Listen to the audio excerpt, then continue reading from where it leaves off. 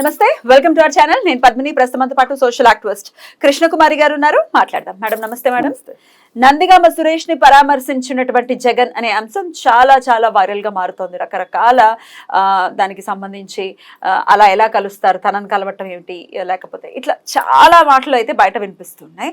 అసలు ఏమిటి నేపథ్యం, ఎవరి నందిగామ సురేష్, ఆయనను పరామర్శించడం వెనక ఉన్నటువంటి ఆంతర్యం ఏమిటి, ఇవన్నీ ఒక్కసారి మీ ద్వారా మేడం. ఇప్పుడు ఈ నందిగం సురేష్ అనే అతను ఇప్పుడు రాజధాని ప్రాంతంలో ఉన్న వ్యక్తి. అతని వృత్తి ఏంటి అంటే అక్కడ అరటి తోటలు ఎక్కువ ఉంటాయి. అరటి తోటల్లో అరిటాకులను తీసుకొని విజయవాడ కానీ గుంటూరు కానీ హోటల్స్కి అరిటాకులు సప్లై చేసే ఉద్యోగం చేసుకునేవాడు. అంతవరకు మంచిగానే ఉన్నాడు. ఎప్పుడైతే వైసీపీ పార్టీ వచ్చిందో, వైసీపీ పార్టీలో క్రియాశీల కార్యకర్తగా మారాడో, జగన్కి ఎప్పుడైతే అనుంగు శిష్యుడిగా మారాడో, ఇతను ఇంకా ఇతన్ని ఎలా వాడొచ్చో, మన వాడకం మామూలుగా ఉండదు అన్నట్లు వాడాడు జగన్మోహన్ రెడ్డి ఈ నందిగం సురేష్ని. ఏంటి అంటే ఆ రోజు పొలాలు ఇస్తామన్న రైతుల్ని భయభ్రాంతులను చేయటం కావచ్చు, మీరు పొలాలు ఇవ్వద్దు అని చెప్పటం కావచ్చు, అలాగే తనే వాళ్ళ గడ్డివాములు తగలబెట్టి తెలుగుదేశం వాళ్ళు తగలబెట్టారు అని చెప్పి వ్యాఖ్యానాలు చేయటము. అంటే ఎందుకంటే తెలుగుదేశం మీద, చంద్రబాబు నాయుడు మీద కోపం వస్తే ఆ రైతులు వాళ్ళకి పొలాలు ఇవ్వకుండా ఉంటారని. అలాగే ఇతని మనస్తత్వం మామూలుగా ఒక ఊరు సర్పంచ్గా కూడా గెలవలేని సామర్థ్యం అతనిది. కానీ అతనికి ఎంపీ టికెట్ ఇచ్చాడు జగన్మోహన్ రెడ్డి. ఇచ్చి ఇతను ఏం చెప్తే అది చేస్తాడు. జగన్మోహన్ రెడ్డి ఏం చెప్తే అది చేస్తాడు. ఏ పనైనా మీ ఆదేశాలే నాకు శిరోధార్యం అన్నట్లుగా, మీరు శాసించండి నేను పాటిస్తాను అన్నట్లుగా ఉంటుంది అతని వ్యవహార శైలి. అలాంటి వాళ్ళు ఉన్నారు. ఇప్పుడు తాడేపల్లి నుంచి స్క్రిప్ట్ వస్తే స్క్రిప్ట్ ప్రకారం మాట్లాడే వాళ్ళే కదా అందరూ. అందులో తప్పులు ఉన్నాయా, ఒప్పులు ఉన్నాయా, బ్యాచ్ మొత్తం అదే. ఆ బ్యాచ్లో ఇతను ఒక ఆక్రౌడీ టైప్ అనమాట. అయితే మనిషి కూడా చూడడానికి అలానే ఉంటాడు, చేసే పనులన్నీ కూడా అలాగే. అతని ఆహార్యానికి తగ్గట్లే అతని పళ్ళు కూడా ఉంటాయి. అయితే ఇతను ఎంపీగా గెలిచాడు. ఎంపీగా గెలిచిన తర్వాత పార్లమెంట్లో ఏమన్నా మాట్లాడావా బాబు అంటే ఏమీ మాట్లాడలేదు. నోట్లో బెల్లం గడ్డ పెట్టుకున్నట్లు కూర్చుని ఉండేవాడు. పైగా మాట్లాడలేడు, అసలు నాలెడ్జ్ లేదు. అయితే అతను దేని పనికొస్తాడు అంటే, కొంతమంది ముగ్గురే తెలుగుదేశం ఎంపీలు ఉన్నారు పార్లమెంట్లో అప్పుడు. వీళ్ళు 22 మంది ఉన్నారు వీళ్ళు. అయితే ఆ ముగ్గురు ఎంపీలు ఆంధ్రప్రదేశ్కి స్పెషల్ స్టేటస్ గురించి వాళ్ళు మాట్లాడుతూ ఉండేవాళ్ళు. అయితే ఆ మాట్లాడుతున్న సందర్భంలో అమరావతి గురించి మాట్లాడుతుండేవాళ్ళు. రాజధాని లేని రాష్ట్రం అయిపోయింది అని చెప్పి వీళ్ళు 3 రాజధానులు అని చెప్పినప్పుడు వాళ్ళు లబోదిబోమని చెప్పి మొత్తుకునేవాళ్ళు. వాళ్ళని మాట్లాడనివద్దు అని వాళ్ళని వెనక్కలాగటం, వాళ్ళని బూతులు తిట్టడం, ఇలాంటి పనులన్నీ చేయడం అనమాట. హ్యూమిలియేట్ చేయటం. అంటే ఏదైనా విధ్వంసకరమైన చర్యలకే మనం పాల్పడతాము అనేదే అతని ధోరణి. పైగా అతను ఏం చేశాడు అంటే, ఎవరైతే తెలుగుదేశం పార్టీలో పట్టాభి అనే అతన్ని ఇంటి మీదకి వెళ్ళి అరెస్టు చేయాలని పోలీసులు ముట్టడించి అతని గృహ నిర్బంధం చేసి అతని భార్యని పిల్లల్ని భయభ్రాంతుల్ని చేసి పోలీసులు నానా హంగామా చేసిన సందర్భంలో అతను కోపంతో, బాధతోటి, ఉక్రోషంతో, అంటే అరెస్ట్ చేస్తామని వస్తారు, నా అరెస్ట్ చేసే పేపర్ ఉంటుంది కదా, వారెంట్ ఉంటుంది. వారెంట్ ఏది అంటే లేదంటారు.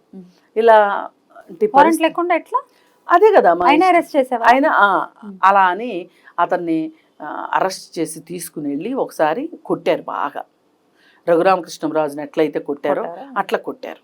అయితే అతను ఒక సందర్భంలో ప్రెస్ మీట్లో ఇవన్నీ జరిగిన తర్వాత అతను ఒక అన్పార్లమెంటరీ లాంగ్వేజ్ యూజ్ చేశాడు పట్టాభి.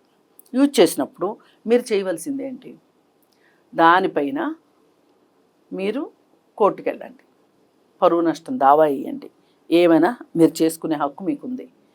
కానీ మీరు చేసింది ఏంటి, తెలుగుదేశం పార్టీ ఆఫీస్ మీదకి దొమ్మికి వెళ్ళారు. వెళ్ళి అక్కడికి వెళ్ళి 400 మంది కలిసి వెళ్ళి ఆ పార్టీ ఆఫీస్ మీద రాళ్ళేసి నానా గందరగోళం చేశారు. గందరగోళం చేస్తే వాళ్ళు కేసు పెట్టమని చెప్పి అడిగారు. అడిగితే ఏదో తూతూ మంత్రంగా 41 సిఆర్పిసి ఇచ్చి, ఎందుకు ఇచ్చాను నేను అంటే అది 7 సంవత్సరాల లోపు శిక్ష పడే కేసులే కాబట్టి వాళ్ళకి 41 సిఆర్పిసి ఇచ్చాను, వాళ్ళని అందుకే అరెస్ట్ చేయలేదు అని చెప్పి ఇప్పుడు చెప్తున్నాడు. అయితే ఇవన్నీ చేసినందుకు గాను అతన్ని ఇప్పుడు అరెస్ట్ చేశారు. నందిగం సురేష్ని అరెస్ట్ చేసి జైల్లో పెట్టారు. దానికి ఈయనకి చాలా బాధ అనిపించి, అసలు ఇలా ఒక్కొక్క కేసులో నా దగ్గర ఉన్న వాళ్ళందరూ వెళ్ళిపోతే ఉన్న కార్యకర్తల్లో ఒక స్థైర్యం దెబ్బతిని వాళ్ళందరూ ఎటోళ్ళు అటు చెట్టుకొకళ్ళు పుట్టుకొకళ్ళు వెళ్ళిపోతే నా పార్టీ ఎట్లా అని చెప్పి ఆయన ఇంకా మేల్కొని ఇప్పుడు నేను జైలుకి వెళ్ళి అతన్ని పరామర్శిస్తేనే మిగతా వాళ్ళందరిలో ఒక ధైర్యం వస్తుంది అని ఆలోచించి జైలుకి వెళ్ళాడు. జైలుకి వెళ్ళి అతన్ని పరామర్శించి బయటకు వచ్చిన తర్వాత ఆయన చెప్పేది ఏంటంటే, ఏముందండి, ఏం చేశారండి, 4 వెళ్ళారు, ఏదో కొద్ది గొప్ప రాళ్ళు వేశారు, దానికి ఇంత ఇదా అని మాట్లాడతాడు. అది ఎలా ఉందంటే, సౌమ్యుడు, మంచివాడు, ఆర్థిక పరిస్థితి కూడా అంతంత మాత్రమే అని పరిచయం చేశాడు కదా మొన్న ఎలక్షన్స్లో, అట్లుంది ఇది. ఈ విధంగా అతను నందిగం సురేష్ గురించి మాట్లాడుతూ అతని పైన కేసు పెట్టడాన్ని అతను ఖండిస్తూ, పైగా ఈ వరదకి మొత్తానికి 46 మంది వ్యక్తులు చనిపోయారు, ఈ 46 మంది వ్యక్తులు చనిపోవటానికి చంద్రబాబు నాయుడే కారణం, దాని గురించి తప్పించుకోవటానికి ప్రజల్ని తప్పుదో పట్టించడానికి లేదంటే ప్రజల దృష్టి మరల్చడానికి ఈ కేసుని ఇప్పుడు తీసుకొచ్చాడు అని చెప్పి మాట్లాడుతున్నాడు జగన్మోహన్ రెడ్డి. ఇప్పుడు ఈ వరదల మొత్తానికి చంద్రబాబు నాయుడే కారణం, అక్కడ లాకులు బాగలేదన్నాడు, ఇప్పుడు గేట్ల దగ్గర నుంచి లాకుల దగ్గరికి వచ్చాడు, ఆ లాకులు బాగాలేదన్నాడు, అవి పనిచేయలేదన్నాడు. మరి 3 నెలల నుంచి ఏం చేస్తున్నాడు? అవన్నీ చేయొచ్చు కదా. అంటే నువ్వు 5 ఏళ్ళు ఏం చేసావరా అని అడుగుతుంటే నువ్వు 3 ఏళ్ళు ఏం చేసావని అడుగుతున్నాడు. 3 నెలలు 3 నెలలు ఏం చేసావని అడుగుతున్నాడు. ఈ విధంగా అతని ఎవరు ఊహిస్తారు అసలు ఫ్లడ్స్ వస్తాయని? ఎవరు ఊహించరు కదా. కాదండి, అందరూ అంటుంది ఏంటంటే ఇన్ని రోజుల నుంచి ఏం మాట్లాడారంటే, ఇప్పుడు అక్కడ ఏవైతే లాకులు ఉన్నాయో వాటికి గ్రీజు పూసుకోవాలి, మెయింటెనెన్స్ చేసుకోవాలి. ఆ మెయింటెనెన్స్ చేయనందువల్ల వాటిని పైకి కిందకి జరపాలి అంటే జాప్యం జరిగి కూడా ఇబ్బంది పడ్డారు అని చెప్పి వార్తలు. అలాగే మరి మొన్న అన్నమయ్య ప్రాజెక్టు దగ్గర గేట్లు కొట్టుకుపోయి 45 మంది చనిపోయారు. మరి అది దానికి నువ్వు బాధ్యత వహించి ఆ రోజు అసలు నువ్వు రిజైన్ చేయాల్సింది కదా. 45 మంది చనిపోయినప్పుడు సేమ్ కౌంట్, సేమ్ కదా. అంటే నీకు ఒక రూలు, రెండో వాళ్ళకి ఒక రూలు. దీన్ని అంటారు ఆత్మస్తుతి పరనింద అని చెప్పి. అందుకని ఇప్పుడు ఏంటి అంటే, ఇప్పుడు కూడా నేను బయటకు వచ్చి మాట్లాడకపోతే ఒక్కొక్కళ్ళ మీద కేసులు అవుతున్నాయి. ఇప్పుడు ఆ బోట్లు కేసు ఒకటి వచ్చింది, కృష్ణానదిలో బోట్లు వదిలిన కేసు ఒకటి. ఆ బోట్లు కూడా నందిగం సురేషి అని అంట. అయితే దాని మీద కూడా ఏం మాట్లాడతాడు అంటే, అందులో ఉన్న వాళ్ళందరూ ఇప్పుడు ఎవరెవరైతే ఉన్నారో వాళ్ళందరూ తెలుగుదేశం వాళ్ళు అంటాడు. తెలుగుదేశం వాళ్ళకి నందిగం సురేష్ ఎందుకు ఇస్తాడు బోట్లు? ఇప్పుడు అతను మాట్లాడాడు, అసలు ఏం లేదు, గేట్లు ఎత్తేసారు అని ఏదైతే ఫ్లడ్స్ గురించి మాట్లాడాడు, మ్యాన్ మేడ్ ఫ్లడ్స్ అని ఎలా అన్నాడో అంత అలవోకగా మాట్లాడేస్తాడు అనమాట. ఇది నేను మాట్లాడేది తప్పు, నేను పకడ్బందీగా మాట్లాడలేకపోతున్నాను, దీన్ని ఎవరైనా ఖండించవచ్చు, నేను రేపొద్దున సమాధానం చెప్పాల్సి వస్తానేమోననే ఉద్దేశం లేకోకుండా అసలు ఏదంటే అది మాట్లాడేయటము, అబాస్పాలైపోవటం జగన్మోహన్ రెడ్డికి చాలా అలవాటుగా మారిపోయిందనమాట. ఏదన్నా ఒక సరైన మాట మాట్లాడాడంటే అలవాట్లో పొరపాటుగా మాట్లాడాడు అనుకోవచ్చు, కానీ వేరే ఏమీ లేదు. అందుకని ప్రతిసారి అతని అనుభవరాహిత్యం కనిపిస్తుంది. అలాగే ఆ వ్యవహార శైలి అందితే జుట్టు అందకపోతే కాళ్ళులాగా కనిపిస్తుంది. అందుకని అతను ఇలాంటి వాళ్ళు రాజకీయాలకు పనికిరారు. రాజకీయాల్లో ఎలా ఉండాలంటే పూర్తి సమాచారం ఉండాలి, నన్ను రక్షించుకోవడమే కార్యక్రమంగా ఉండకూడదు, అవసరమైతే దోషిగా నిలబడడానికి సిద్ధపడాలి, పొరపాటు జరిగితే పొరపాటు ఎందుకు జరిగిందో ప్రజలకు వివరించగలిగి ఉండాలి, తప్పు ఒప్పుకోగలగాలి, నేర్చుకోగలగాలి, రోజు ఇంప్రూవ్ చేసుకోగలగాలి. అంతేగాని ఇలా కాకుండా అలా కాకుండా నా ఇష్టం వచ్చినట్టు నేనే ఉంటా, నేనే రాజు నేనే మంత్రి అన్నట్లుంటే గనక ఇలా జరిగేది కాదు. పైగా అసలు నందిగం సురేష్ చేసిన పనికి 400 మంది వెళ్ళి ఆఫీస్ మీదకి వెళ్ళి దొమ్మి చేసిన దానికి, ఇతని నాయకత్వంలో జరిగిన దానికి, ఇతను జోగి రమేష్ అట్లా ఇంకా కొంతమంది ఉన్నారు, వాళ్ళందరూ వెళ్ళినందుకు గాను నువ్వు ఆ రోజు ఖండించలేకపోవచ్చు. సరే అయింది ఏదో అయిపోయింది. ఈరోజు అతన్ని వెళ్ళి పరామర్శించటము అంటే చాలా సిగ్గుచేటైన విషయం.